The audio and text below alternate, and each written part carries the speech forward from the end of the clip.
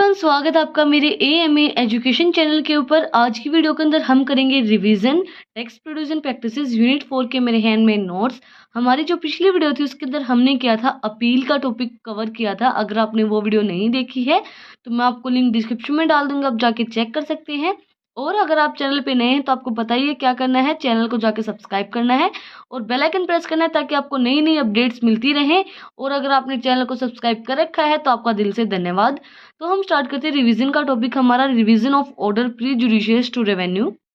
The principal commissioner or commissioner may call for the examines the records of proceedings under the Income Tax Act, and if he considers any order passed there by the National Faceless Assessment Center is erosion, and principal commissioner और commissioner के पास ये order होता है, वो call कर सकते हैं। कोई भी रिकॉर्ड्स उनको मंगवाना होता है तो वो एग्जामिन कर सकते हैं उस चीज़ को। इसके बाद है it is a prejudicial to the interest of revenue he may after giving the assessee an opportunity of being heard, and after giving the SSC an opportunity of being heard, and after making such inquiries as he deems necessary, pass such an order therein and circumstances of the case justify, he may enhance or modify the assessment or cancel the assessment and direct a fresh assessment. मतलब वो जो assessment है उसको cancel भी कर सकते हैं और फ्रेश असेसमेंट बना भी सकते हैं उसके थ्रू। कुछ जो सर्कमस्टांसेस होते हैं उसके रिगार्डिंगली ये सेक्शन 263 के अंदर आएगा। इसके बाद है explanation. Passed by the National Faceless Assessment Center shall be considered erroneous or prejudicial to the interest of revenue if erroneous का मतलब होता है गलत, without inquiry order passed by the National Faceless Assessment Center shall be considered erroneous or prejudicial to the interest of revenue if erroneous का मतलब होता है गलती से, कुछ चीज़ नहीं होती, गलती से हो जाती हैं। इसके बाद है without requisites inquiry and verifications the order is passed, बिना कोई इंक्वायरी के वेरिफिकेशन के हम ऑर्डर को पास कर सकते हैं। And relief is granted, relief को भी ग्रांट कर सकते हैं बिना कोई इंक्वायरी इनटू द क्लेम, और कोई भी क्लेम उसको नहीं पे करना पड़ेगा।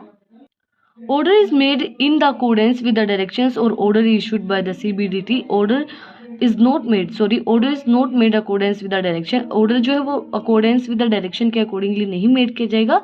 And order issued by the CBDT order issue करेगी। Order is not in accordance with any decisions rendered by the High Court or the Supreme Court. Order जो है वो accordance के किसके अंडर नहीं होगा, High Court और Supreme Court के rendered। And revisions of other order करेंगे हम।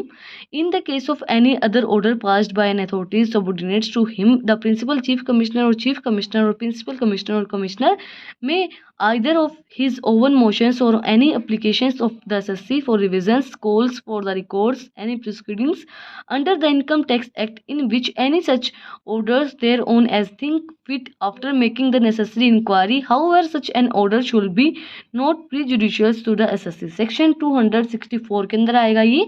इसके अंदर क्या है, जो ऑर्डर पास किए जाते हैं principal commissioner, commissioner, chief commissioner के थ्रू, तो वो जो है वो क्या कर सकते हैं, रिवीजन कर सकते हैं उन चीज़ों को, कॉल करके रिकॉर्ड को सब कुछ मंगवा सकते हैं इनकम टैक्स एक्ट के अकॉर्डिंगली। कंडीशंस इसकी क्या होंगी, under this section the principal chief commissioner और चीफ कमिश्नर और प्रिंसिपल कमिश्नर और commissioner can not be his own motions, वो खुद के कोई भी डिसीजन नहीं ले सकते, वो एक्ट इनकम टैक्स एक्ट के अकॉर्डिंगली अपने डिसीजंस लेंगे। Revise any orders made more than 1 year previously. In the case of an application for revisions by the SSC, the application must be made within 1 year from the date on which the order in questions or communicate to them। मतलब उसके अंदर क्या होगा, जो principal है उसके अंदर उनके खुद के कोई भी डिसीजंस नहीं होते हैं। जो केस है एप्लीकेशंस ऑफ द रिवीजन, जब हम रिवाइज कर रहे हैं एसएससी का, तो जो एप्लीकेशन है वो must be with in 1 year, जो हमारी डेट है उसके विद इन 1 ईयर ऑर्डर जो हमारा है वो कम्युनिकेट करेंगे उनके साथ।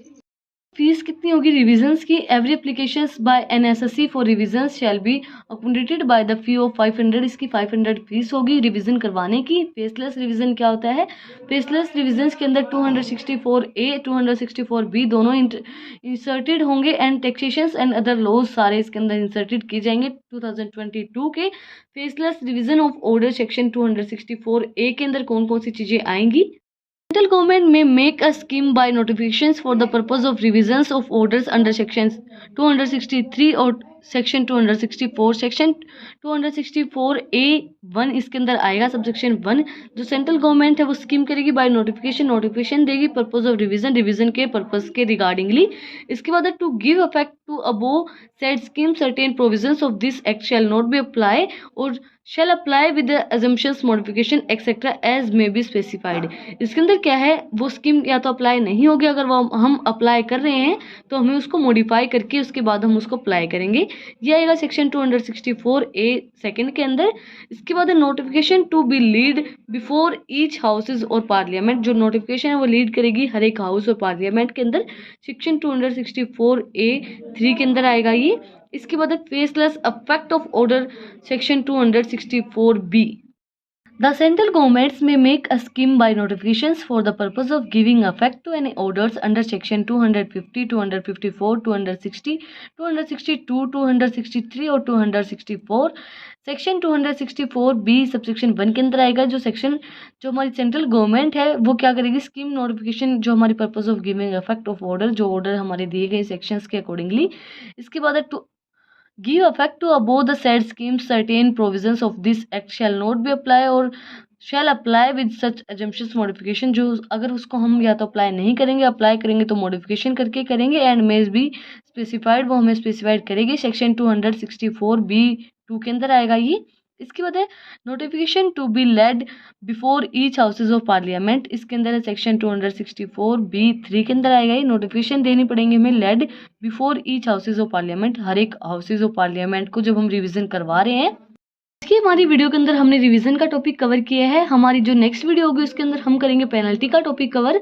अगर आपको आज की वीडियो पसंद आई तो आप लोगों को पता ही है क्या करना है, आपको मुझे कमेंट में बताना है कि आपको वीडियो कैसी लगी, और अगर आपको कोई डाउट है तो वो भी आप मुझे कमेंट में पूछ सकते हैं।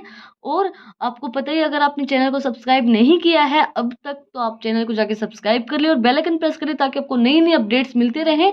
तो मिलते हैं किसी और नई वीडियो के साथ, किसी नए टॉपिक के साथ। Thank you for watching my video.